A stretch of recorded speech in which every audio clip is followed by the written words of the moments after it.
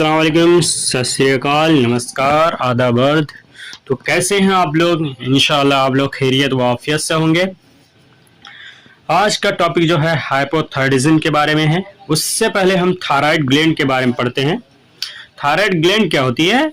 यह एक butterfly shaped endocrine gland होती है और ये नेक के फ्रंट और लैरिंक्स के जस्ट नीचे यानी बिलो और वाइन पाइप के अदर साइड में लोकेटेड होती है। इसकी रिस्पॉन्सिबिलिटी क्या होती है? ये हार्मोन को प्रोड्यूस करती है और मेटाबॉलिज्म, ग्रोथ और डेवलपमेंट को क्या करती है? रेगुलेट करती है और ये मेंटेन करती है आयोडीन हेमोस्टेसिस बॉडी में।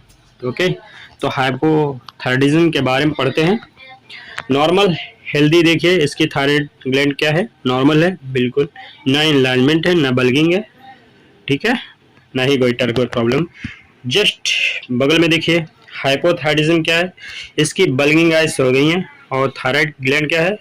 मोटी हो गई है, जस्ट इनलार्ज हो गई है और गोइटर बीमारी हो गई है। तो हम डिफिनीशन पढ़ते हैं। हाइपोथायराइडिज्म एक ऐसी कंडीशन होती है जिसमें क्या होता है, बॉडी को जितना इनफ अमाउंट में थायराइड हार्मोन मिलना चाहिए उतना मिल नहीं पाता है, प्रोड्यूस नहीं कर पाती है। तो हाइपोथायराइडिज्म की डिफिशिएंसी का डिस्टर्ब क्या होता है? वो heart rate, body temperature, obesity, joint pain, infertility, all aspect of metabolism के वर्क क्या होते हैं? ये डिस्टर्ब हो जाते हैं। ठीक, डिस्टर्ब जिसकी वजह से ओबेसिटी हो जाती है, जॉइंट पेन, इनफर्टिलिटी, यहाँ तक कि हार्ट रेट, बॉडी टेम्परेचर में गड़बड़ी हो जाती है। तो ये ज़्यादातर प्रिवेंट केस में ओल्डर वुमेन को ही होता है। ठीक, टाइप्स हैं, 3 टाइप्स में है, प्राइमरी, सेकेंडरी एंड टर्सरी। इसमें यह होता है, तो थायराइड ग्लैंड से क्या होती है? प्राइमरी जो होती है, थायराइड ग्लैंड से इनसफिशिएंट अमाउंट में थायराइड हार्मोन प्रोड्यूस नहीं हो पाता, सीक्रेट नहीं होता। सेकेंडरी में यह होता है, पिट्यूटरी ग्लैंड जो होती है फेल हो जाती है, जिसकी वजह से TCH का एडिक्वेट अमाउंट में सिक्रीशन नहीं हो पाता। ठीक, टर्सरी अमाउंट में क्या होता है? टर्सरी थायराइड हाइपोथायराइडिज्म में हाइपोथैलेमस फेलर हो जाता है।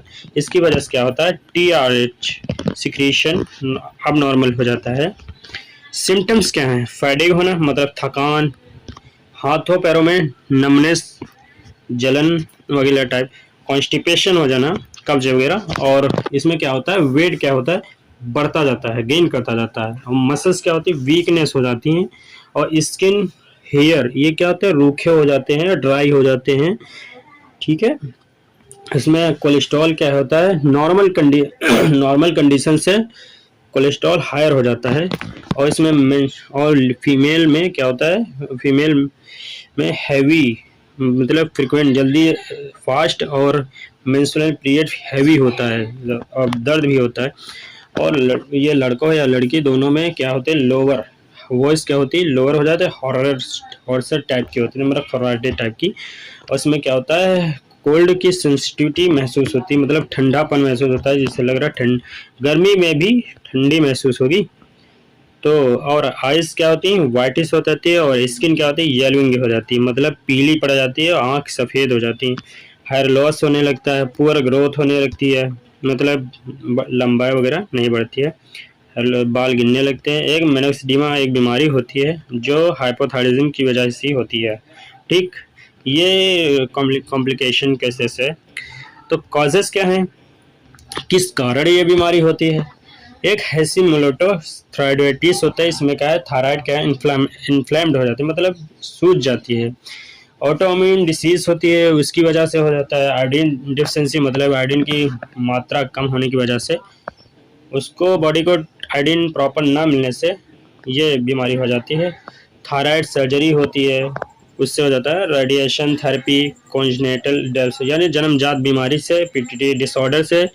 और ज़्यादातर हाइपोथायराइडिज्म ट्रीटमेंट की वजह से क्या होता है? ओवर रिस्पॉन्स हो जाता है, उसकी वजह से हाइपोथायराइडिज्म बीमारी हो जाती है।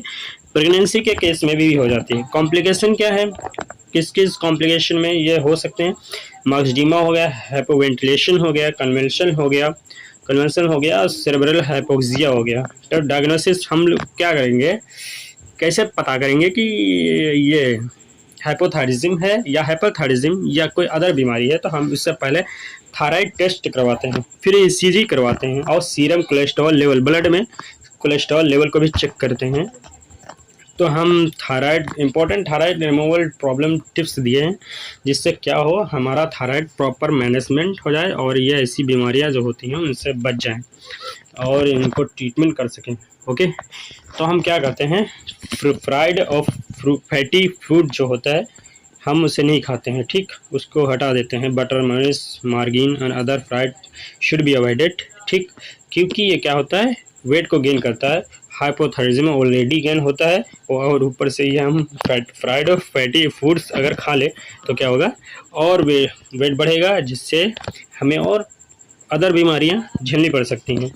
तो हमें सबसे बेस्ट क्या क्या खा सकते हैं, यगहट खा सकते हैं, मतलब अंडे की सफ़ेद अंदर की पीली जब होती है वैसा, एप्पल्स खा सकते हैं, पियर्स, सिट्रस यानी खा सकते हैं, नट्स, सीड्स मतलब बादाम और वगैरह बीज के जो भी होती हैं उसको, लेग्यूम्स में नदर दाल वगैरह, बीन्स, मटर वगैरह और चने दाल यही सब खा सकते हैं। ग्रीन टी पी सकते हैं, होल ग्रेन्स मतलब सारे अनाज खा सकते हैं, एवोकेडो खा सकते हैं, ब्रोकली मतलब बंद गोभी वगैरह खा सकते हैं। हमें बैलेंस को डाइट प्रॉपर खाना चाहिए, बैलेंस डाइट प्रॉपर, ठीक।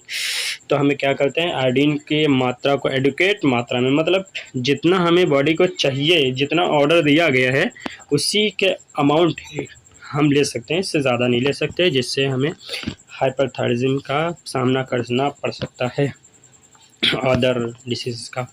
तो but do not take iodine supplements, और ना ही आयोडीन सप्लीमेंट्स ले सकते हैं। होज आयोडीन रिच फूड्स ले सकते हैं और सोयाबीन को अवॉइड करना चाहिए, ग्रीन लीफी वेजिटेबल का अवॉइड करना चाहिए।